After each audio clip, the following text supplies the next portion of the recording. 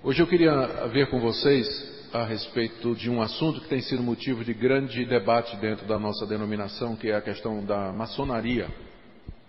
É uma questão antiquíssima e foi causa da primeira divisão na igreja, uma das causas da primeira divisão que aconteceu na nossa denominação no início do século XX, 1902, por aí. A questão maçônica foi levantada porque tinha muitos pastores e presbíteros e membros da igreja que eram maçons, e dentro da igreja se levantou a consciência de que era preciso que a maçonaria e o cristianismo eram incompatíveis uns com os outros, um com o outro.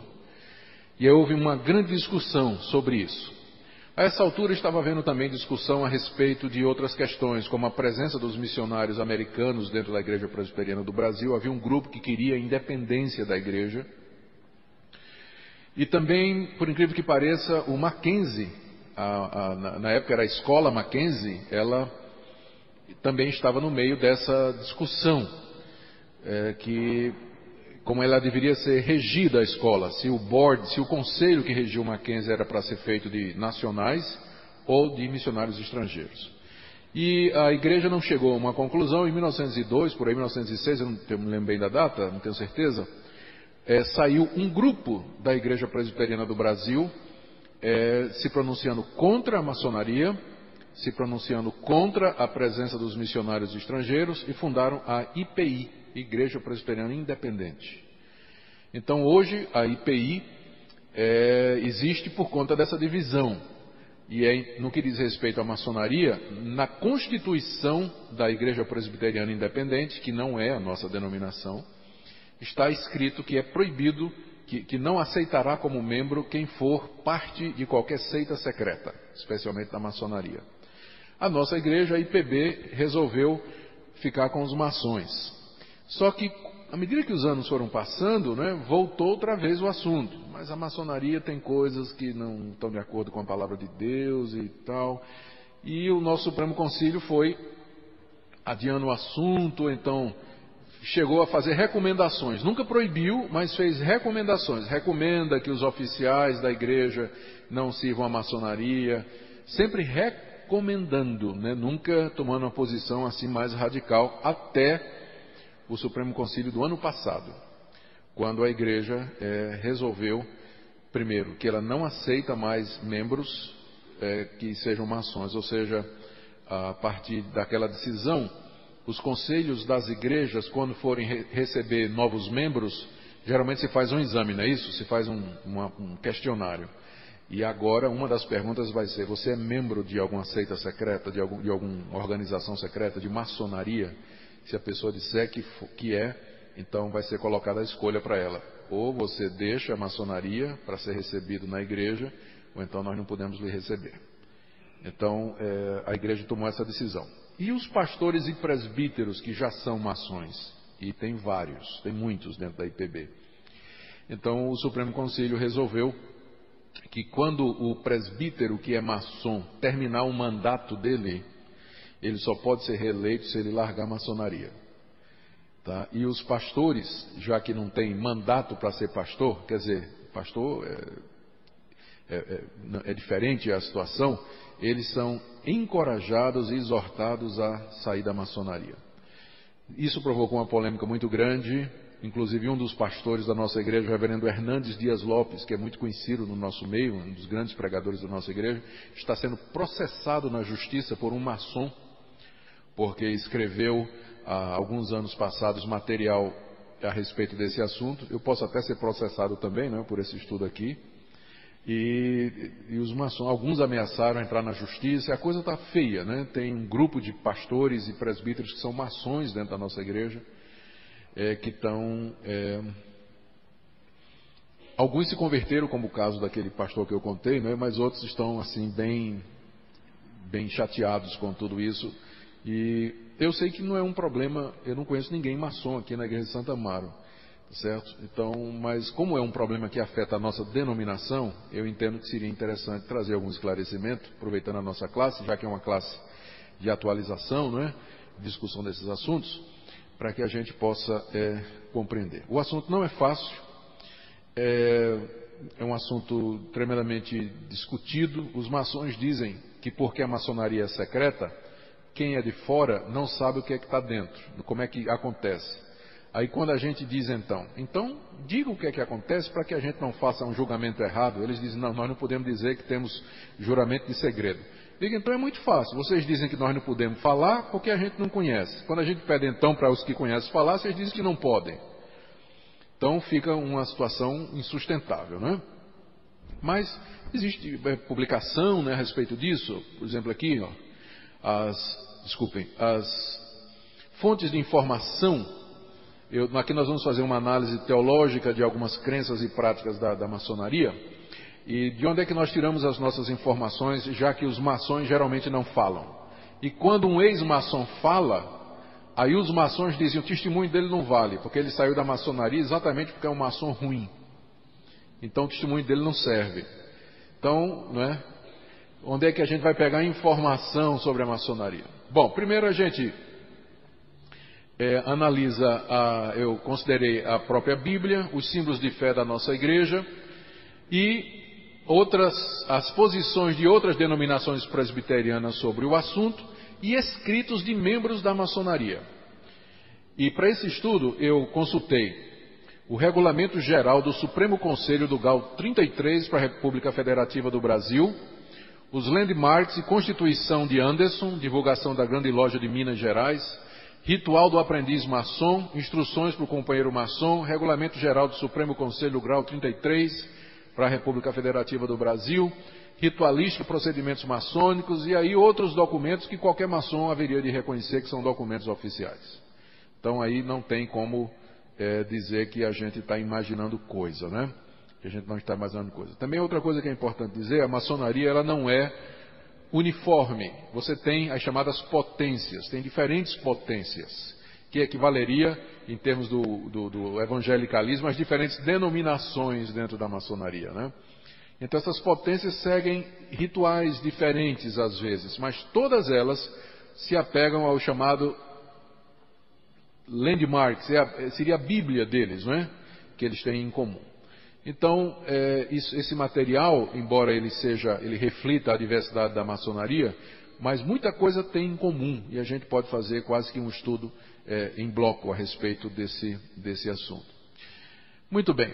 Eu também, nessa análise, eu me baseei na posição e nos relatórios que foram produzidos por igrejas antes de nós, porque esse assunto não é um assunto que preocupa só a Igreja Presbiteriana do Brasil, mas outras igrejas presbiterianas e reformadas e batistas reformados, e às vezes não reformados, eles têm discutido esse assunto até antes de nós, e já tomaram uma posição. Então eu também peguei essas posições e essas análises para a gente ter uma coisa firme. Bom, a posição de outras denominações. Muitas denominações já examinaram o assunto e têm uma posição firmada. Elas levantam muitas preocupações relativas à maçonaria. Algumas dessas denominações concluíram que a maçonaria é totalmente incompatível com a membresia das igrejas. Para vocês terem uma ideia, aqui vamos ver algumas posições tomadas por igrejas irmãs.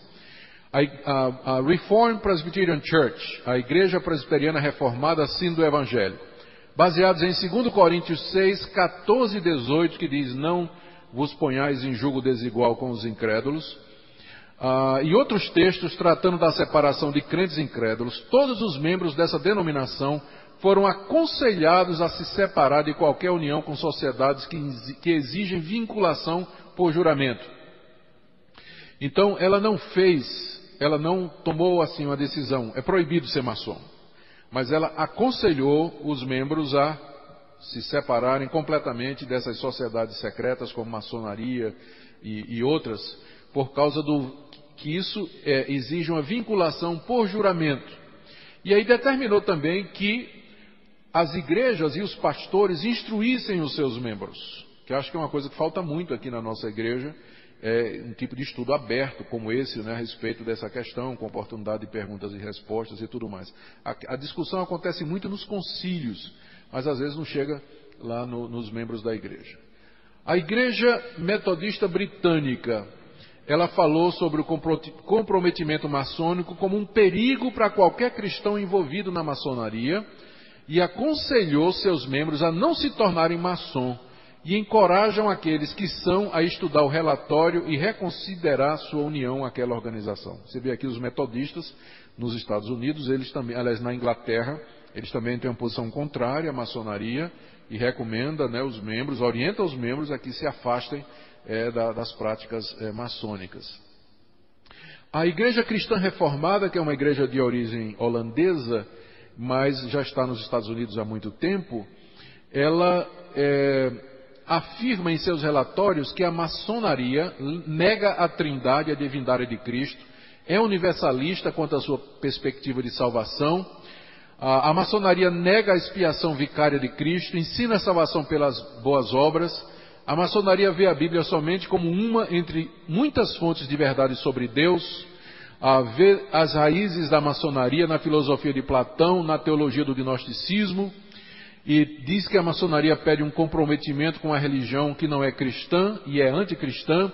E aí ela conclui, portanto, que não se pode ser membro da maçonaria e ao mesmo tempo membro da Igreja de Jesus Cristo.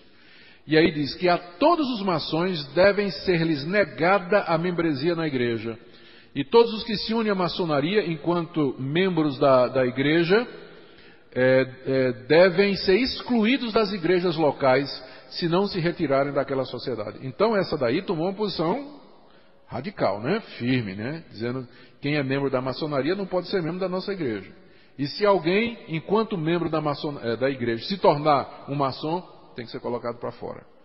Então é uma igreja que, essa daí, pegou firme. A igreja luterana do Sino do Missouri, depois de estudar a maçonaria, apelou para pastores e leigos e que evitem membresia ou participação em qualquer organização maçônica. E aí vem a recomendação, não é? E diz aqui, ó, que nem a Santa Ceia, nem a membresia da igreja é para ser oferecida a qualquer que, após instrução, se recusa a cortar sua afiliação com a maçonaria. Aqui a posição deles é um pouco mais branda, mas é firme também. Se tem uma pessoa que é maçom, então a pessoa deve ser instruída, orientada na palavra de Deus, os perigos da maçonaria. E se depois disso a pessoa não quiser voluntariamente sair da maçonaria, então eles cortam a pessoa do hall de membros, né? A OPC, que é a Igreja Ortodoxa Presbiteriana, a visão deles está resumida num panfleto chamado Cristo ou a Loja. Para quem não está familiarizado com a linguagem maçônica, loja é o templo maçônico, é onde eles têm as suas reuniões, né? E o cara que transmite as informações de dentro da maçonaria é chamado de goteira. Os maçons são chamados de bodes às vezes, né? Chamados de bodes, porque gostam de se vestir de preto. Não quer dizer nada que eu estou de preto aqui hoje. Chamam-se de irmãos. Às vezes tem sinais secretos, né? Símbolos secretos e linguagem secreta que identificam os maçons. Eu me lembro que uma vez eu fui falar no Rio de Janeiro, numa convenção batista. E eu estava lendo um livro dessa grossura, de um presbiteriano, a maçonaria e o evangelho, uma parceria que deu certo. Então esse presbítero, que é maçom, grau 33, ele defende a maçonaria dentro da igreja, né? E eu estava com o livro dele embaixo do braço, e cheguei lá para falar lá nos batistas, e aí um pastor batista chegou, me viu com o livro embaixo do braço, né? E disse, você conhece o autor? Eu disse, conheço, é um amigo meu. Aí ele olhou para mim e disse, sois? Né? Já era a linguagem, né?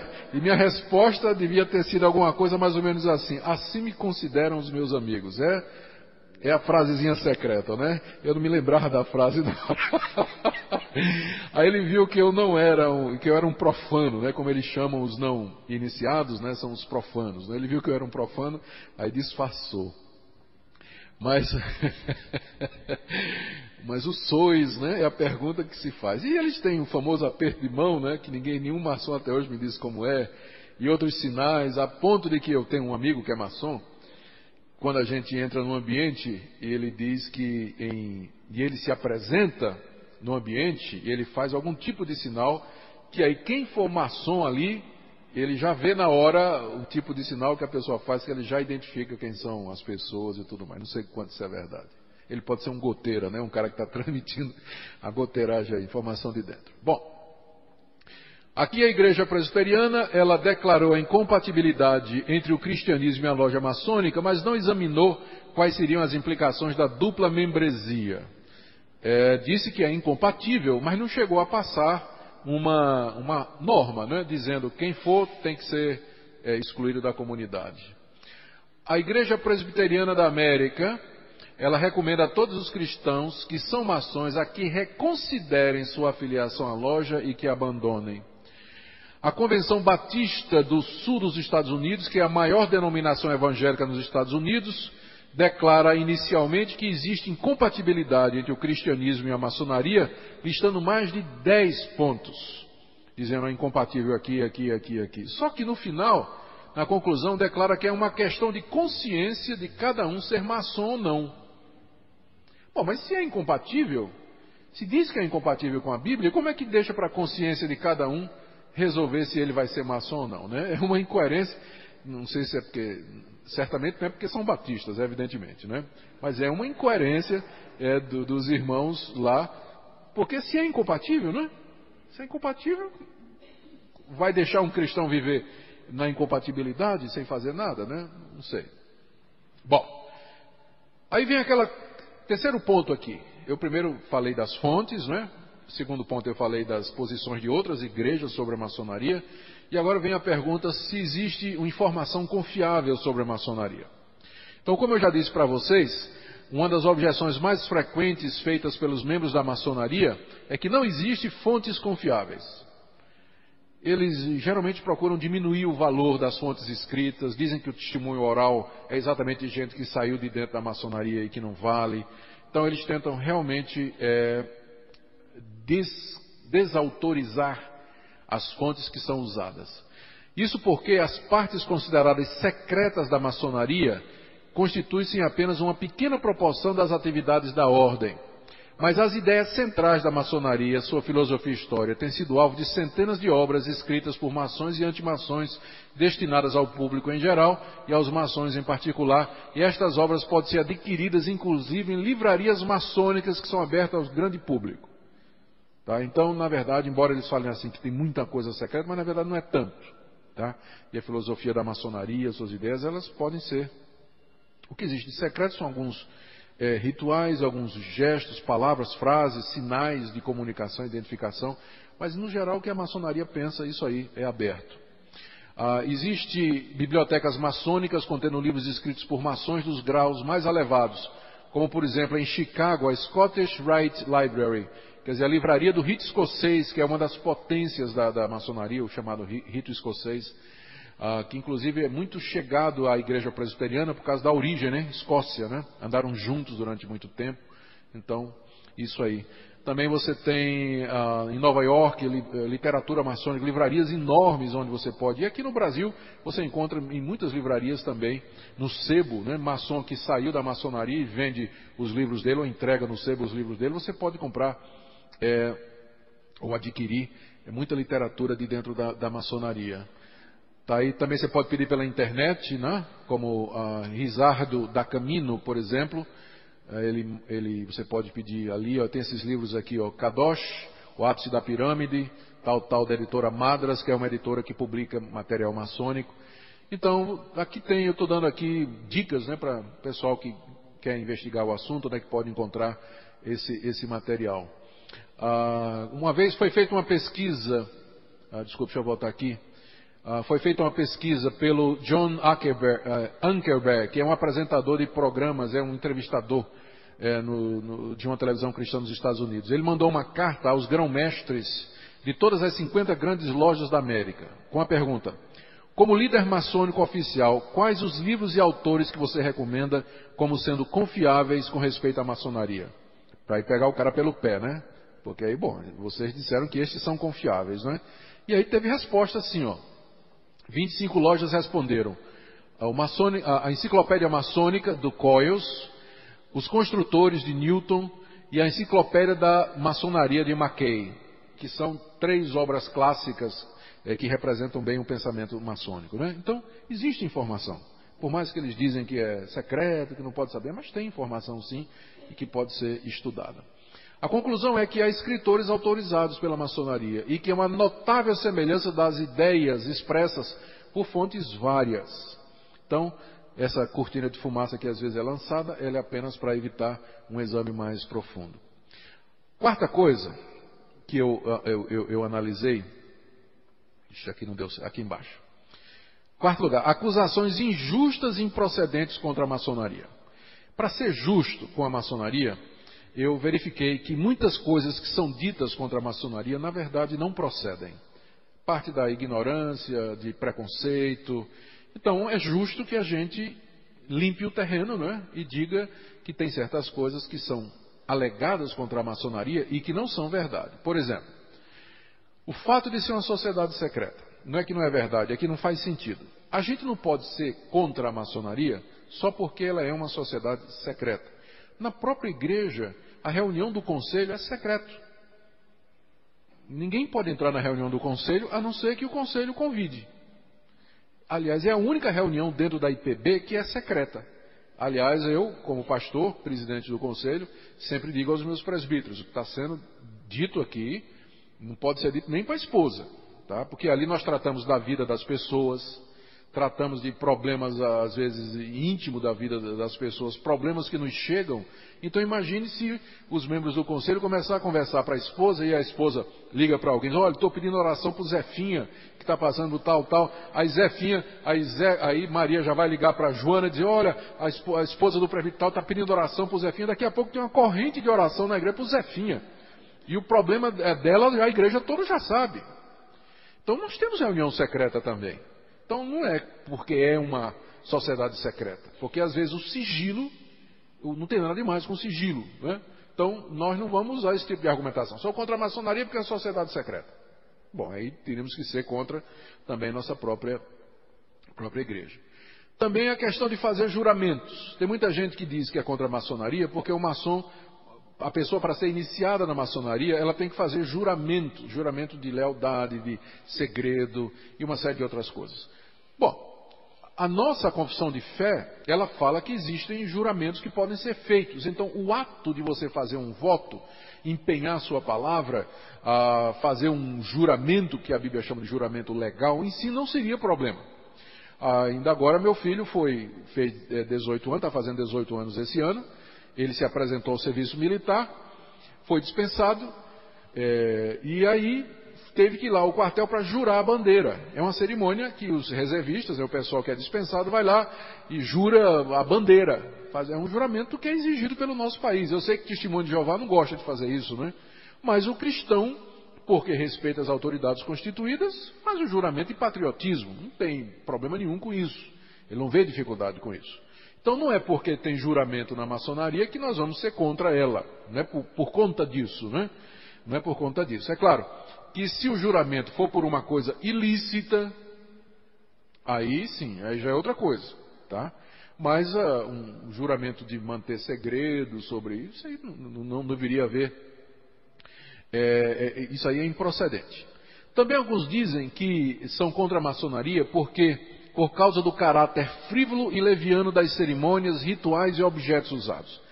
Então, os goteiras, né, o pessoal que foi maçom e que agora revela os segredos, eles dizem que tem umas coisas, eles se vestem de avental, tem toda uma paramentação, tem espada, tem rituais curiosos, né, de atravessar determinadas portas, e tem umas coisas lá que parecem bobagem, né? Como é que gente adulta, grande, já de bigode, barba, barriguda, fazendo aquelas coisas lá, tal, é um negócio estranho, é um negócio bobo de criança, né?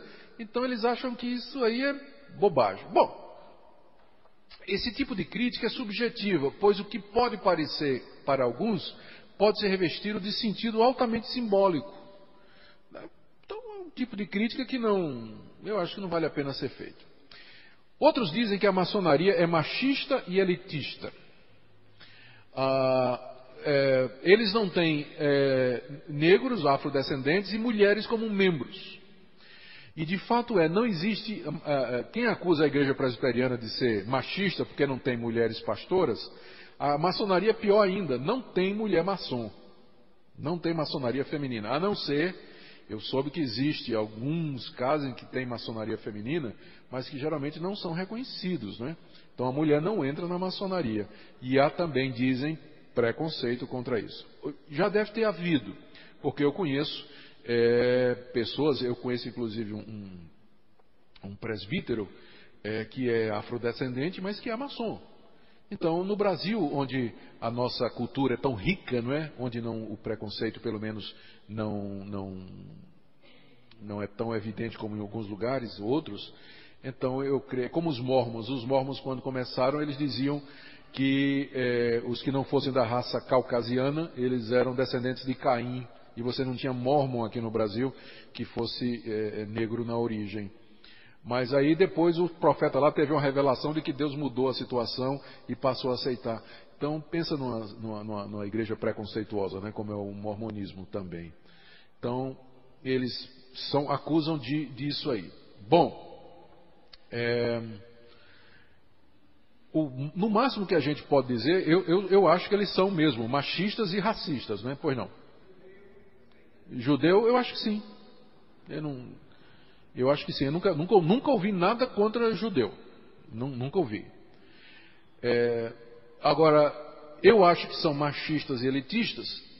Agora, o máximo que a gente pode dizer, tratando eles assim em termos de coerência, é que eles dizem que a maçonaria é uma fraternidade universal. Não é. Se excluir determinadas raças e o gênero feminino, então como é que pode ser uma fraternidade universal? É uma fraternidade machista e elitista, não é? Então essa é uma das críticas que fazem contra a maçonaria. Dizem que é um culto satânico. E isso aqui foi que deu rolo no Supremo Concílio, porque no documento que foi apresentado no Supremo Concílio, o primeiro documento para ser discutido, ele falava das inconsistências da maçonaria, mas não chegava a dizer que a maçonaria era satânica. Tá certo? Ou que era bruxaria. Só que entrou um substitutivo apresentado por um pastor muito eloquente que movimentou o Supremo Concílio todo, o plenário todo, e nesse documento fala que é como a feitiçaria. E aí os maçons ficaram revoltados. Por isso que esse maçom entrou na justiça, né, contra o pastor que propôs isso aí, porque ficou muito pesado.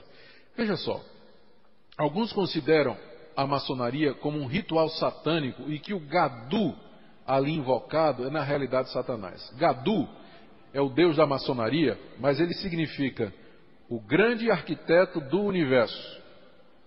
Grande arquiteto do universo. Então esse nome, grande arquiteto do universo, ele foi escolhido de tal maneira que as pessoas de qualquer religião podem invocar o Gadu. Porque quer que ele seja Alá, que ele seja o Deus dos cristãos, o Deus dos judeus, ou o Deus hindu, mas toda a divindade é vista como sendo a construtora do universo. Então eles pegaram uma definição muito vaga de Deus, e onde você pode, se você, por exemplo, é cristão e é maçom, você entende que Gadu é o Deus da Bíblia, né? Se você é um muçulmano, você entende que Gadu é Alá.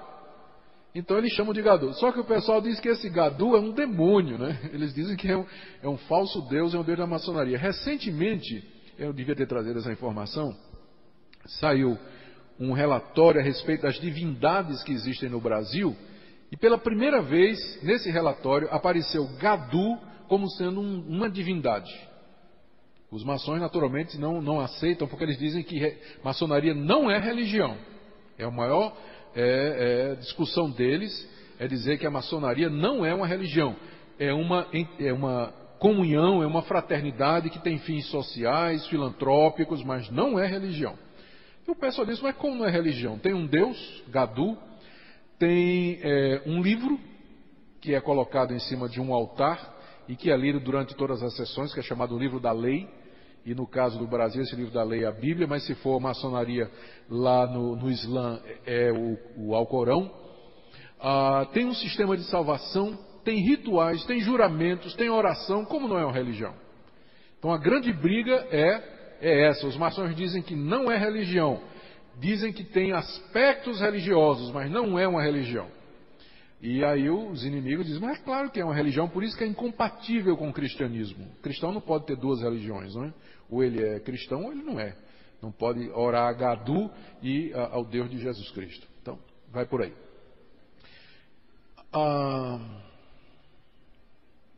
Sim, esse aqui é interessante, veja só. Eu acho que isso aqui não procede. Está dizendo que ninguém pode ser maçom e crente verdadeiro ao mesmo tempo. Tem gente que diz que os crentes que estão na maçonaria, na verdade eles não são crentes, porque se fossem, eles já teriam saído da maçonaria. Eu não penso assim. Eu acho que podemos ter um crente verdadeiro, que está enganado, porém, está com julgamento sem estar muito correto, e que está na maçonaria. Ele está errado, mas não significa que porque ele é maçom, que ele é um descrente, necessariamente. Eu não creio nisso. Eu conheço gente crente, pelo menos parece ser crente, e que foi maçom ou que é maçom. Ainda ontem estava conversando com um, que diz que entrou na maçonaria com 25 anos de idade. É um dos crentes mais firmes que eu conheço. Porque tinha um pastor de uma igreja que era maçom e o iniciou na maçonaria, né? Ele frequentou 3 anos até que um dia o pai dele chegou para ele e disse assim, rapaz, larga esse negócio de maçonaria, tu não tem o que fazer na igreja não? Tu vai para essas reuniões na loja, se encontra o maçônico e tudo, por que não trabalha na UPH da igreja? Vai fazer as coisas da igreja, larga esse negócio de maçonaria. E ele largou desde 1970 e poucos a maçonaria. Mas ele era crente verdadeiro, apenas não sabia, não entendeu, não viu e assim por diante. Então, essas são algumas coisas que eu queria dizer a começo. Alguma pergunta aqui? Alguma dúvida? Por favor.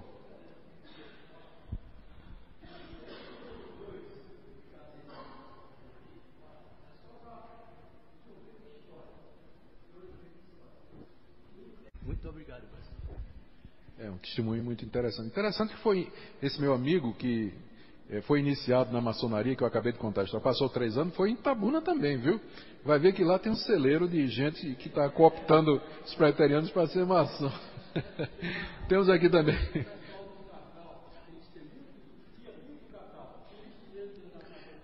Porque lá era uma região de riqueza, né?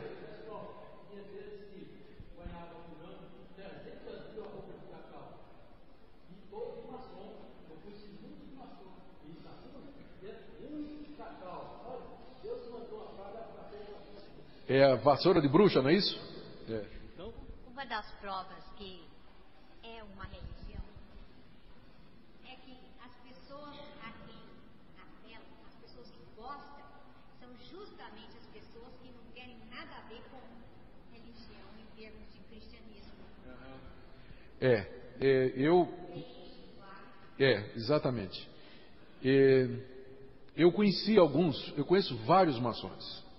E meu conhecimento é limitado e eu não posso generalizar. Mas dos maçons que eu conheço, eu não conheço nenhum que seja profundo na escritura, na Bíblia, no conhecimento da teologia. Geralmente são pessoas mais pragmáticas, mais práticas, assim. Agora, eu não conheço todo mundo que é maçom. Sei que teve pastores de grande nome, né, na igreja e que foram maçons. Por exemplo, nós cantamos hinos, esse é um argumento que é usado até quando o pessoal diz, se a gente excomungar os maçons, nós temos que tirar do nosso hinário vários hinos que foram escritos pelo Salomão Ginsburg, que era um batista missionário e inólogo. Escreveu vários dos hinos, um maçom, escreveu vários dos hinos que nós temos aqui no nosso hinário. Então os maçons estão dizendo, se vocês botam a gente para fora da igreja, sejam coerentes e tiram também esses hinos do hinário. Eu acho que não deve tirar, né? Porque se Deus usou até uma queixada... Bom, deixa para lá. Ainda no ponto ali do culto satânico e com relação a Gadu, eu já ouvi um argumento, eu li um livro uma vez, chamava Maçonaria, O Outro Lado da Luz, muito famoso, por sinal, que dizia que o argumento de que era um culto satânico era justamente porque o grande arquiteto do universo, ou seja, de que esse termo seria uma blasfêmia em si mesmo, pelo fato de que assume-se que Deus era o arquiteto do universo e não o criador do universo, ou seja, assume-se que existia uma obra prévia e que Deus trabalhou nessa obra, né? Queria saber se isso procede. Eu acho que quando eles falam o grande arquiteto, eles querem dizer o criador mesmo. É a pessoa que fez do nada. Pelo menos é o que os maçons cristãos dizem, quando eles estão discutindo comigo, eles dizem, não, mas o Deus lá que eu adoro na maçonaria é o meu Deus, é o Deus da Bíblia, que fez o mundo e tudo que neles há, não estou adorando outro Deus. Então eles, porque é tão vago, né? Deixa eu passar aqui também para o senhor. Vamos pedir que os irmãos sejam breves, que eu tenho que concluir. Sim, bem breve. Eu sou da igreja presbiteriana, a primeira igreja presbiteriana de Limeira, e eu casei em 79 em São Bernardo do Campo. E o pastor que fez o meu casamento também era maçom. Depois a igreja, eles descobriram e estava acabando o mandato dele. Mas o casamento valeu ou não valeu? Só Deus sabe. Eu casei de novo, né? Então, essa é outra esposa, né? Eu casei novamente, minha esposa faleceu, né? Fiquei viúvo muito tempo, mas Deus fez a obra completa. Essa região aqui do interior de São Paulo, Limeira, São Bernardo, mas aproveitando que o senhor falou, essa região aqui do interior de São Paulo, de Sorocaba, aquela região toda por ali, é onde tem a maior concentração. Lá tem uma igreja presbiteriana, em Sorocaba, que o conselho todo é de maçom, o conselho e o pastor. É? Muito bem, olha aí então. É maçom também, não é? Vou dar a palavra aqui. Quando eu estava fazendo faculdade, eu comecei a ter essa curiosidade também de entender o que é maçonaria. Aí eu lembro que na biblioteca lá do Mackenzie tem um monte de livros lá de maçonaria. Eu comecei a ler vários. E falavam todos muito sobre ética, né? Que eram livros normalmente alemães traduzidos para o português. De ética, dessa questão do arquiteto. Mas assim, dava a entender que era uma busca da verdade. Eles tentavam estudar todas as religiões e buscar a verdade ali, o que é bom daquilo e tal. Eu conheci vários maçons, ex-maçons, que se tornaram cristãos. E eles ficavam assim muito alegres quando eles entendiam o evangelho, quando eles se encontravam com Deus, né, com Jesus. E eu não entendo na minha cabeça como é que uma pessoa que conhece Jesus precisa de ir na maçonaria. Porque eu entendo que na maçonaria é uma busca, é uma curiosidade, uma especulação. E o cristianismo te dá essas respostas, né? Então eu não entendo por que... É interessante que um dos rituais, eu não sei a que nível é, se não me engano é já o aprendiz, faz parte do ritual, que quando a pessoa que está sendo iniciada, ela vai entrando, e aí então o venerável da loja pergunta, a que viestes, ou o que é que desejas? Aí ele diz, eu estou vindo das trevas à procura da luz. Faz parte do ritual. Eu não sei a que nível, eu acho que é do aprendiz. Seu Jorge.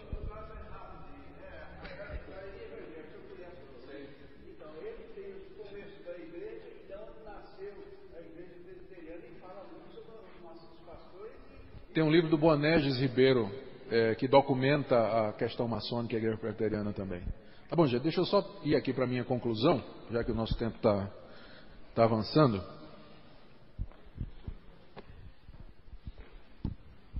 Agora eu não sei se é igreja ou Leandro, deve ser igreja. Ih! Qual é a senha? É a senha mais secreta que existe no mundo. É maçônica. Senha maçônica. Gente, deixa eu pular aqui. A questão toda é essa. A maçonaria é uma ordem religiosa? Porque se for uma religião, é óbvio que é incompatível, né? Um cristão não pode ter duas religiões. Os maçons dizem que não. Não é religião coisíssima nenhuma. Outras pessoas dizem que sim. Bom, as evidências externas de que a maçonaria tem um caráter religioso inegável. Veja só. Os maçons se encontram em templos, onde orações são feitas a uma divindade, eles se ajoelham frente a um altar sagrado para fazer seus juramentos sagrados, precisam estar em sujeição ao líder da loja, que é chamado Venerável Mestre, que possui pendurado acima de sua cabeça uma letra grande, a letra G, que simboliza o conceito maçônico de divindade. No altar sagrado se encontra uma Bíblia, ou um Alcorão, ou outros livros sagrados, dependendo da religião particular de cada candidato. Não se pode aderir à loja sem jurar crença no Ser Supremo.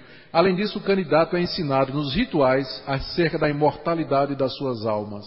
Se isso aí não for uma religião, eu não sei o que é.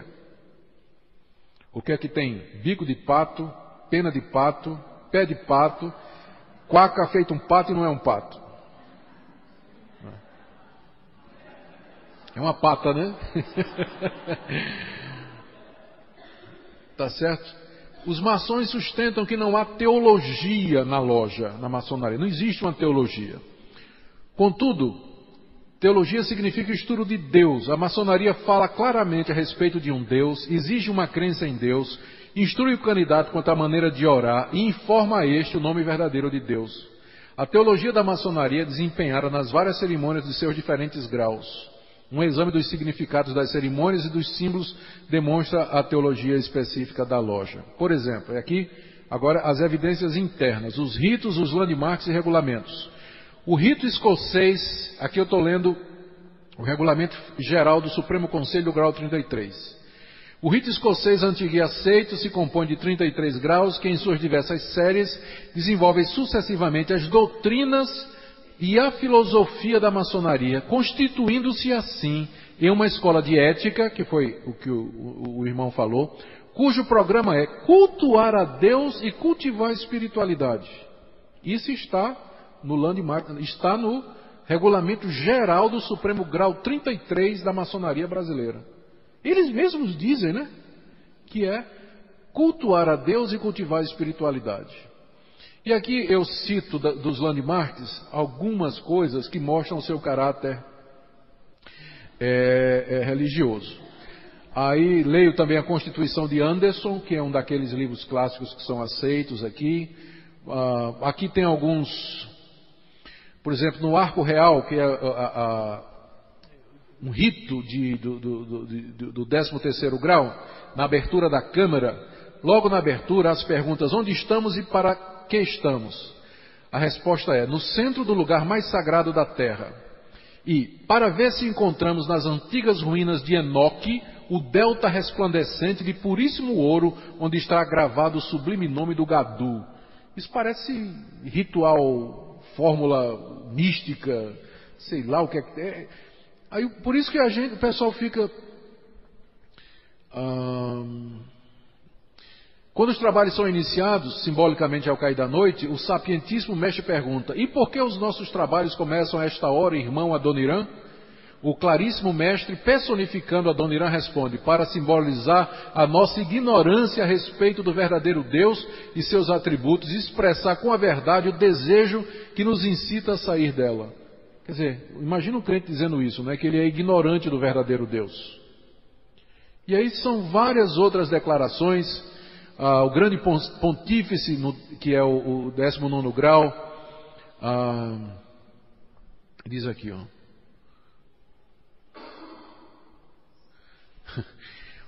Três vezes o poderoso mestre é informado que batem à porta do conselho. Quem é o temerário que pretende adentrar esta câmara, cujo fulgor divino cega o que se atreve a suportar sua luz? Aí o introdutor informa, dizendo: é o nosso fiel e veraz irmão, um grande introdutor que apresenta fulano, isso aqui é um ritual de iniciação, né? Que apresenta fulano que esteve sepultado nas trevas do obscurantismo. Imagina um cristão passando por um ritual desse, né? Quer dizer... E por aí vai. São várias, eu peguei declarações de autoridades maçônicas dizendo que é religião mesmo. São várias outros materiais maçônicos que falam também, meu tempo não dá. O que é que a maçonaria ensina? A origem dela está o conceito de Deus. Abaixo uma transcrição do ritual do 13º grau. Quem é, dizem, o Deus dos judeus? Aí resposta da maçonaria: a personificação do poder e da energia. O Deus dos judeus é o mesmo Deus nosso, né? Um faraó a quem só apieda a súplica e lança raios ao que desobedece. É o Deus católico? Um sublime senhor, aí vai, que se ofende até do pensamento e tem por vicário o Papa, personagem.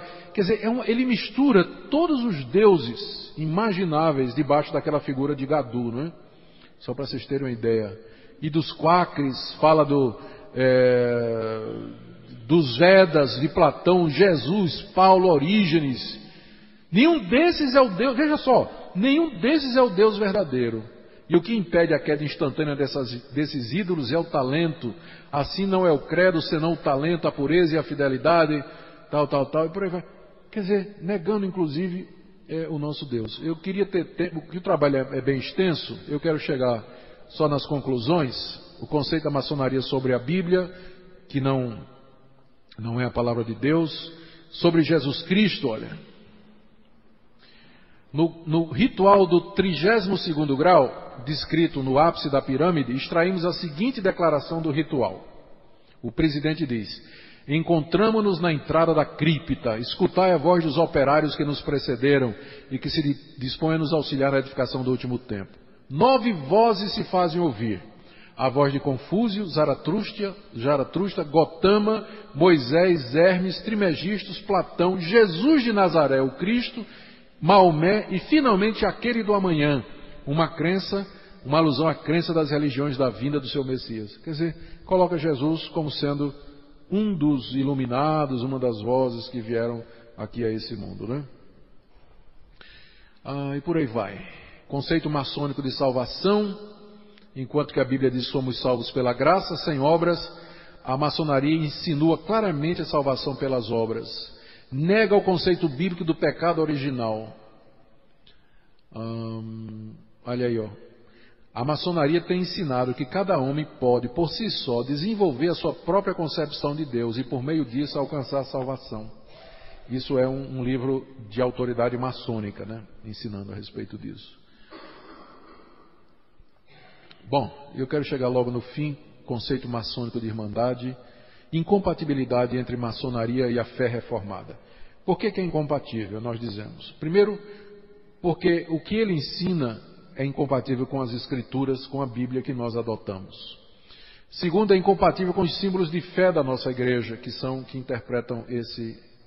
Por exemplo, no capítulo 21 da nossa confissão, que fala do culto religioso de domingo, diz que há um Deus que tem domínio sobre todas as coisas e que deve ser temido, amado, louvado, invocado, crido e servido de todo o coração. Mas o modo aceitável de adorar o verdadeiro Deus é instituído por Ele. Quer dizer, o Deus verdadeiro só aceita ser adorado na maneira como Ele se revelou a nós na Bíblia. Qualquer outra forma de adoração deve ser rejeitada. Por isso que nós não podemos aceitar esses rituais e estas coisas que tem lá na maçonaria. Também é incompatível a questão do voto, quando o voto não é feito. Aí sim, os juramentos que eles fazem lá, que aí não são legítimos. Incompatibilidade com o cristianismo, aqui ó, resumindo.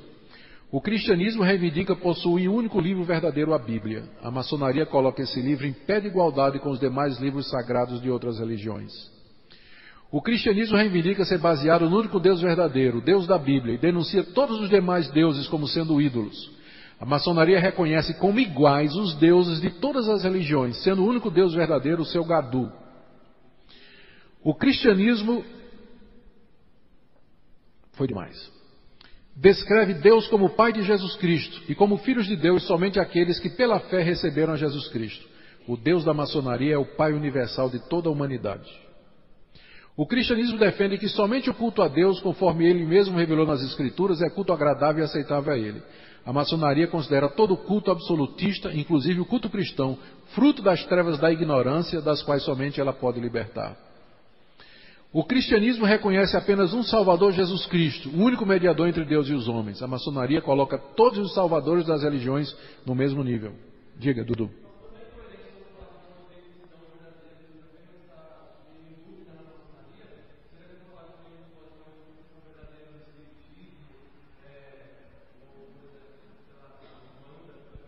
Não é incrível? Eu não sei como isso acontece, mas eu conheço gente crente de verdade que é maçom. Não sei o que é que ele faz na cabeça.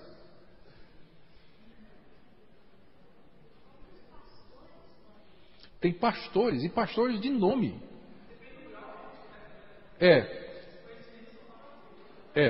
Também tem isso aí. Tá goteirando aí, viu, meu irmão?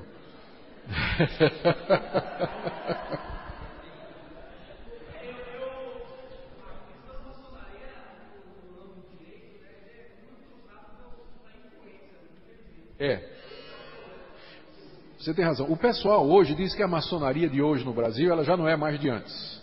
Da mesma forma, eles fazem a comparação. Dizem, olha, por exemplo, a igreja evangélica no Brasil, totalmente superficial. Você tem gente que está nas igrejas evangélicas que não sabe nem o que é que a igreja evangélica acredita. A mesma forma, a maçonaria de hoje é muito misturada. O pessoal que entra na maçonaria não está em busca desses ideais filosóficos da maçonaria filosófica, mas entra por causa da irmandade, porque maçom ajuda maçom. Né? Quando um maçom sabe que outro maçom está precisando, ele vai lá e ajuda mesmo. Então muita gente que entra na maçonaria não está pensando nessas questões filosóficas, religiosas, ideológicas, mas entra, como muita gente entra na igreja, para se valer do que a igreja pode dar. Tem gente que faz isso. Né? Então isso explica às vezes porque é que tem gente que é crente e é maçom. É que esse pessoal nunca entendeu, ou nunca entendeu o evangelho, ou nunca entendeu a maçonaria. Mas é isso aí que ela ensina. Por favor.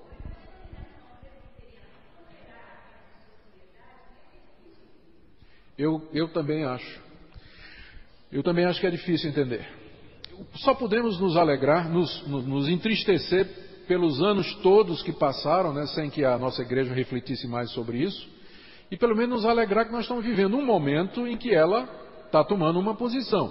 Agora veja, isso está provocando, tem quem diga que isso vai provocar até um racha de novo na igreja.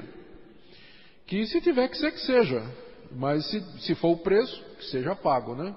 Mas que é isso aí. Diga.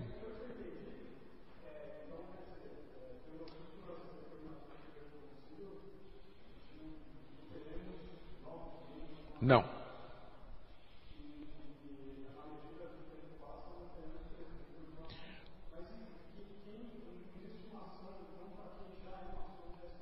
Não. Quem já é maçom, veja só, um membro da igreja que já é maçom, ele vai permanecer. Não tem, a igreja não... A igreja resolveu fazer o seguinte, são duas coisas diferentes. Uma coisa é você tomar uma posição. Maçonaria é incompatível com a fé cristã. Segunda coisa é como você vai administrar isso numa realidade em que você tem muita gente que é maçom na igreja, inclusive pastores e presbíteros. Como é que resolve isso? É um drama similar aos missionários que chegaram na África, onde havia tribos poligâmicas, quer dizer, o homem tinha 3, 4 mulheres. Esse homem se convertia, e agora? Quando era canibal, era mais fácil, né? Ele almoçava 3 e ficava com uma. Mas quando não era canibal, o homem se converteu a Jesus. Ele se converteu a Jesus. Tem 4 esposas. A Bíblia ensina monogamia. É um homem e uma mulher. O que ele vai fazer? Como é que ele resolve esse problema? A solução dos missionários foi o seguinte: quem se converteu e já tem 3 mulheres, vai ter que cuidar da família até o fim. Só que as novas gerações, quer dizer, só casa agora no sistema monogâmico. Então, quer dizer, leva uma geração inteira para resolver o problema. Depois de 40 anos, 30 anos, resolveu o problema. Porque é uma fase de transição. Então, a nossa igreja entendeu que a melhor coisa é fazer essa transição sem trauma. Quer dizer, mas daqui a 30 anos, porque você não encontra quase nenhum jovem da igreja hoje que seja maçom. É geralmente o pessoal mais antigo, pastores antigos, presbíteros antigos que ainda são. Então, mais 30 anos, eles vão para a loja celestial lá em cima, se forem, né? Porque não está entrando novo. Então, com menos de uma geração, a igreja resolve o problema.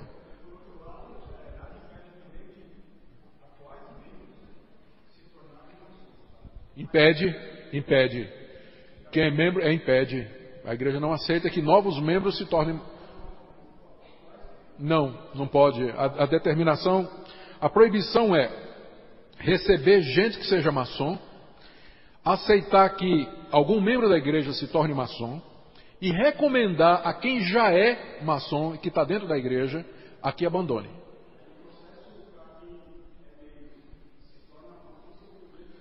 É disciplina. Só que agora nós estamos enfrentando um problema porque nós temos que colocar isso na Constituição da igreja, senão pode ser alegado que é inconstitucional. Então, provavelmente vai ter uma mudança na nossa Constituição para tornar isso oficial.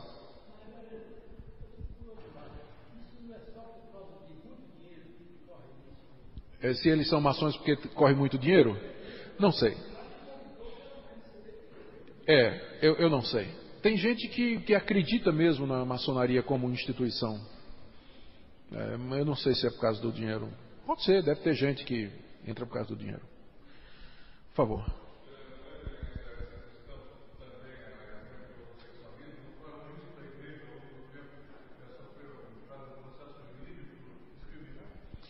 A igreja está sujeita a ser processada se passar essa lei, chamada lei da homofobia, né? Está sujeita a ser processada. Mas eu acho que essa lei, mesmo que ela passe, ela é inconstitucional. A nossa igreja vai entrar na justiça, com um ADIM, vai entrar com um monte de ações. Nós temos muitos presbiterianos que são bons advogados, temos deputados, juízes, muitos temos. E nós vamos entrar. Tem um juiz muito famoso lá de Belo Horizonte que faz parte do conselho deliberativo do Mackenzie. Ainda ontem nós tínhamos uma reunião, ele estava lá, o Dr. Zé do Carmo.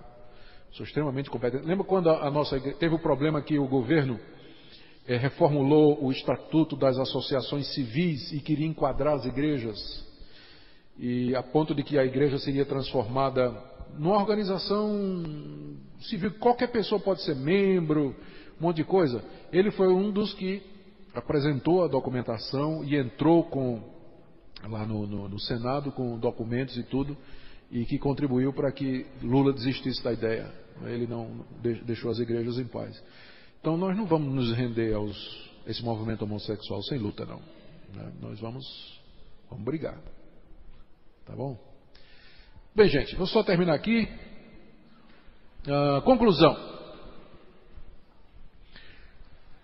Essa análise trouxe as seguintes conclusões. Existem fontes maçônicas confiáveis, portanto, quando a gente fala, a gente tem fonte oficial. Esse negócio deles dizerem que é secreto é cortina de fumaça. Essas fontes nos informam que a maçonaria é de fato uma religião. É a minha conclusão. E como religião tem conceitos de Deus, da Bíblia, de Cristo, de salvação, da fraternidade dos homens, que estão em desarmonia com as Escrituras, os símbolos de fé da Igreja Presbiteriana e o cristianismo em geral. Esse documento aqui, ele serviu de base. Eu escrevi esse documento a pedido de uma comissão do Supremo Concílio que ficou de analisar essa questão. E ele serviu de base para a decisão do Supremo Concílio de 2006. Apesar de que o primeiro relatório, que foi apresentado com base no meu estudo, ele dava 60 dias para os maçons decidirem. Dava 60 dias para os maçons decidirem. Depois de 60 dias, era exclusão. Aí entrou um substitutivo que carregou mais na questão de dizer que era feitiçaria, que era bruxaria e tudo mais, mas só que nas decisões foi menos radical. Ele tomou essa decisão. Quem fica, mas não entra ninguém novo. E o Supremo Concílio aprovou essa última decisão. Certo? Então não peçam cópias disso aqui porque é secreto. Tá bom? Eu não posso divulgar. Mais alguma pergunta? Nós vamos terminar. Renan. Os conselhos têm que perguntar a todo novo membro se ele é maçom. Todo mundo que quer ser membro. Então, já que você é professor da classe de catecúmenos, já pega esse estudo eu dou para você. Você já pode desencaminhar quem for. Tá bom? Muito obrigado, gente. Vamos orar para terminar. Nosso Deus, dá-nos discernimento e sabedoria para separarmos o verdadeiro do falso. Orienta a nossa denominação nesse momento difícil, Senhor, em que ela luta para manter a sua pureza no meio de tantas dificuldades e tanta confusão. Abençoa os nossos líderes, ó Deus, que estão à frente desse processo.